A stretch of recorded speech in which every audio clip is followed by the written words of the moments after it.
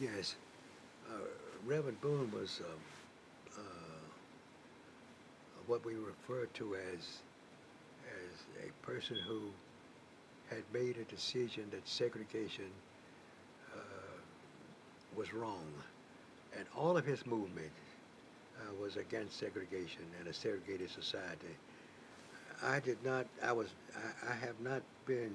I was not a part of, and he had a great movement even in his church dealing with just that issue. I was not a part of that, but I knew of his reputation in the Atlanta community, which one in which was always opposed to segregation, discrimination, and he opened his church to the students, for the students to come in, to have meetings, and he gave advice, but it was extremely helpful.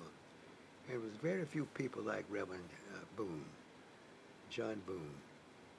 He was a great preacher, but his great contribution was on his commitment against an evil system of segregation.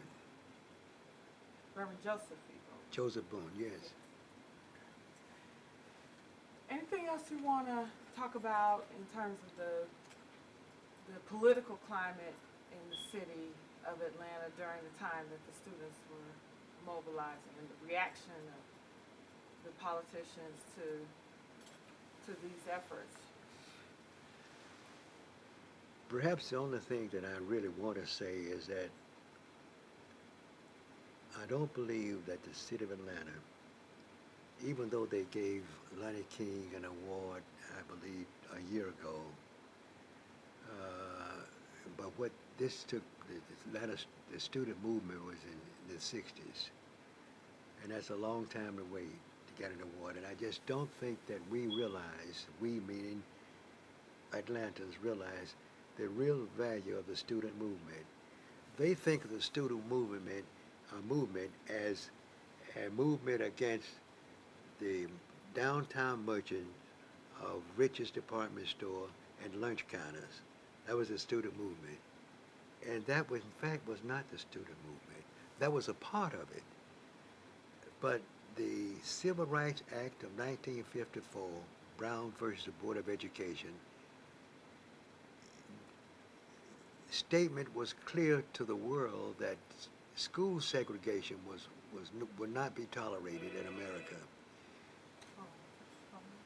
But Brown versus Pause. Sorry. Phone. And we'll just pick up where you left off, and we'll edit the phone ringing out. okay, Okay, I think she got it. but I just want to make the point that Brown versus the Board of Education. Can I count you in so that we get a clean start? Okay. I give you a quick 3 second. All right? 3, 2, go. I want to make sure that that that that that we understand that Brown versus the Board of Education, which was a great decision by the Supreme Court and long overdue, uh, made segregation illegal and segregation of schools illegal in America. But it did not desegregate the city of Atlanta and the facilities in the city of Atlanta and the municipal facilities in the city of Atlanta. It did not do that. The student movement did that. And I think we have to recognize them for that. They desegregated the city of Atlanta. And I think that somewhere in history, the city of Atlanta ought to recognize that fact. I know they're doing a great job in doing things over by the Atlanta University system, but that's an area which people have to go through who visited. But if yearly, on the 15th or whatever day they want to choose, that the mayor and the city council would, on television, would say thanks to the to the student movement for what they did to desegregate Atlanta.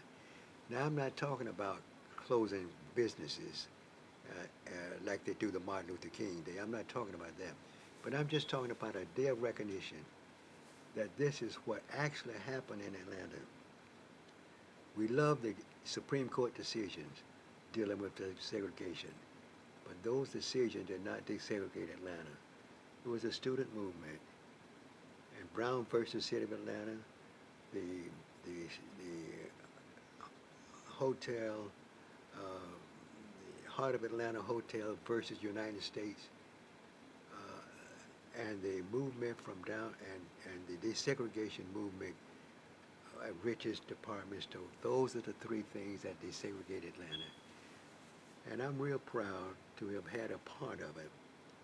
I'm proud to have served on the committee that had to raise money to get the students out of jail and had to be a part of translating the students' motives and position to the Black Atlanta community.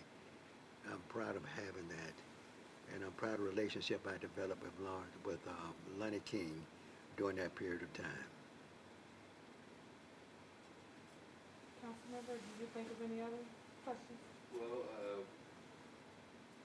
Senator, can you tell us anything about the myth of Atlanta, the city too busy to hate? And what was that, how did that come about, or how did that mythology arise out of the movement?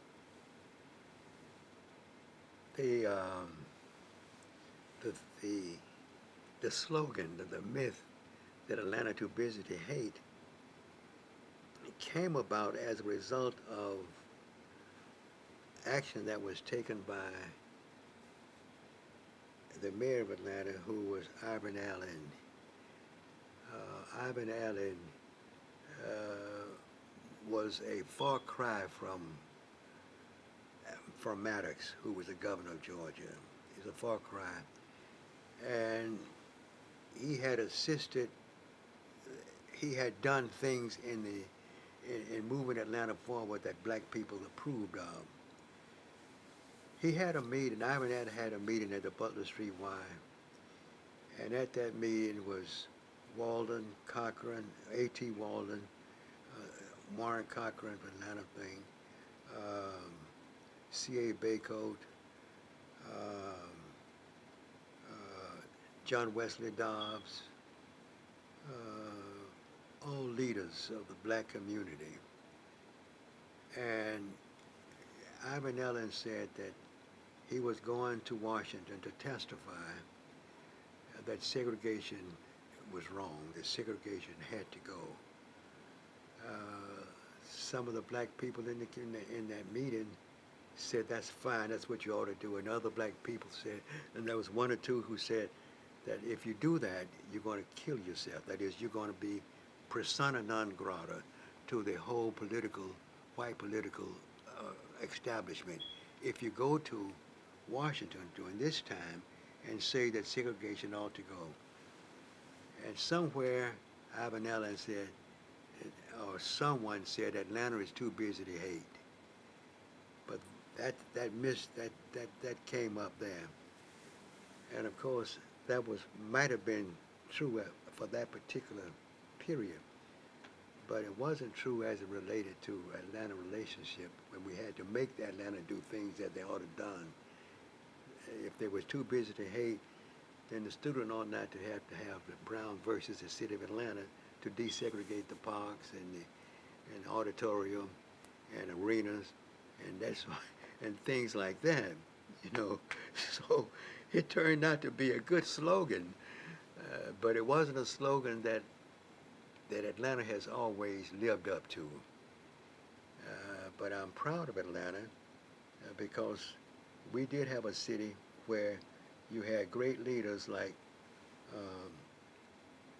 Ivan Allen and like the editor of the Atlanta Constitution, and you had the chairman of the chairman of the Chamber of Commerce, who was president of the Citizen Southern Bank, Millsby Lane. You had Millsby Lane.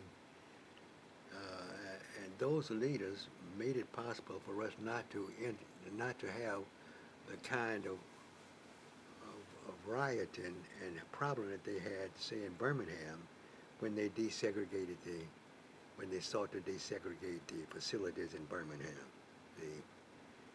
But that's how the slogan of Atlanta is too busy to hate came about. was trying to say to Ivan Allen, and Ivan Allen was trying to say that I have to go because Atlanta's too busy to hate. But that became a good slogan for Atlanta, PR situation. But that's how it came about. Just a couple, two things more, so before we let you go. That's Is, okay. I know there was a riot in Summerhill. I think, were you on the scene of that riot? Yeah. As I recall, the story I was told that you were there and you assisted Ivan Allen in bringing, I guess, restoring some order. Yes. Is that true? Yes, it is. There was a riot there, and Ivan Allen came out, and I was there. But it was Stokey Carmichael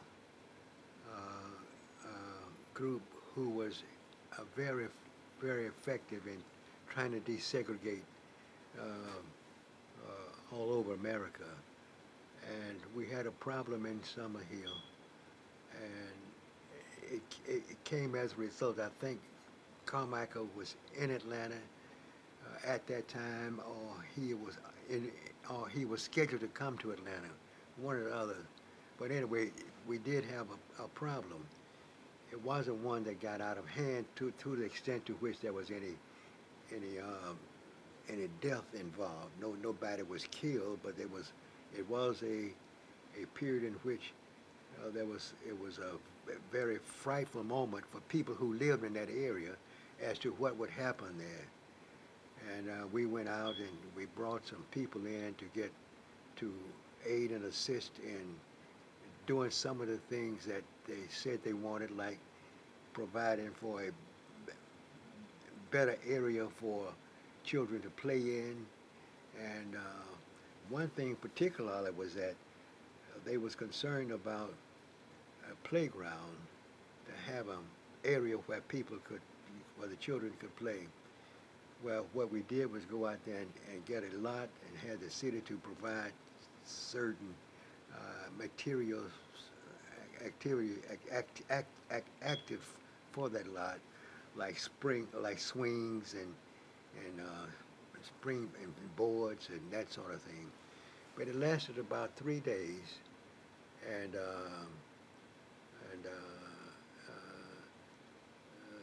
I guess the good thing about it is there was no one was killed in that process, but it was a disturbance that demanded an attention. And I don't know they would have gotten attention if Carmichael had not come. It probably would have been stayed as it was. But when he came, and the people, he spoke out there, and they reacted to it, and then there was a disturbance. And of course, my job was to try to make certain that, number one, nobody was hurt, and number two, we could resolve their differences, and we did that. Yeah. And well, really, there's two things I want to ask you about. One is your continued service in the Senate after your initial, I guess, first term. How did the legislators eventually end up interacting with you during this, I guess it was a decade, or 12 years you served? Yes. After the first year, things began to.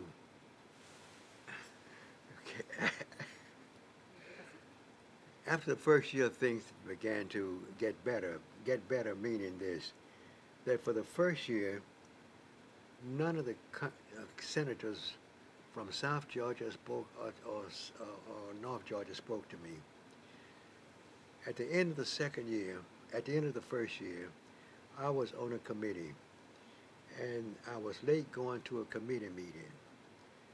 And when I got to the room where the committee was having a meeting, I opened the door and walked in. But before I got there, in a committee meeting, they examine the bills that come in, and they make a determination in that committee meeting whether or not to vote the bills out or to keep them in the committee.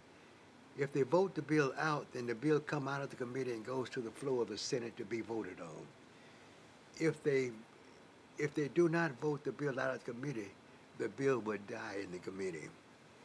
So when I got to door where the meeting was being held, the meeting had already started, and they had already voted to vote some bills out and to keep some in.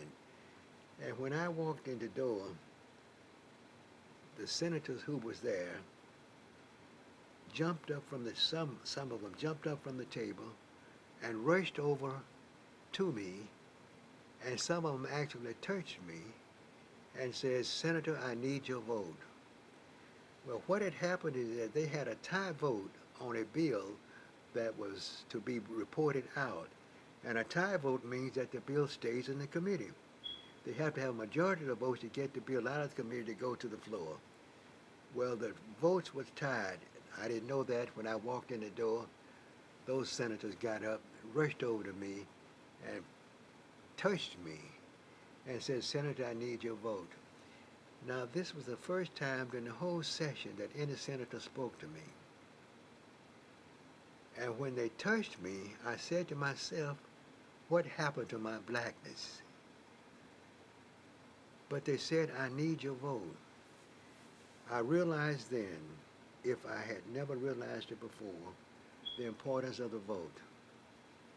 Those men who had not spoken to me for the whole session, when I walked in, instead of seeing the black senator they had not spoke to, they saw a vote coming in the door, and they wanted my vote. And they rushed over to me, grabbed me by my, put their hands on me and says, "Senator, I need your vote." That was the first time that any of them had spoken to me for the whole session. I knew then the value of the vote. I knew then that in a situation like that, you have to take advantage of the situation. I had two bills that I had already sent to that committee that they had decided that they were going to not vote on. They're going to send it to what they call the cemetery committee. And of course, my negotiation was that if you get my two bills, bring my two bills up and vote them and vote my bills out, I'll vote with you to send your bill out. They did that in 10 minutes. My bills was brought up, they voted my bills out. I voted with them, and their bills went out.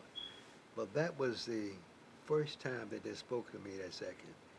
The second year, things were better, and one fellow from Enigma, Georgia, one senator from Enigma, Georgia, came up to me and said, "Senator, I want to shake your hand," and really apologized to me for not speaking to me for the whole session, for the following session.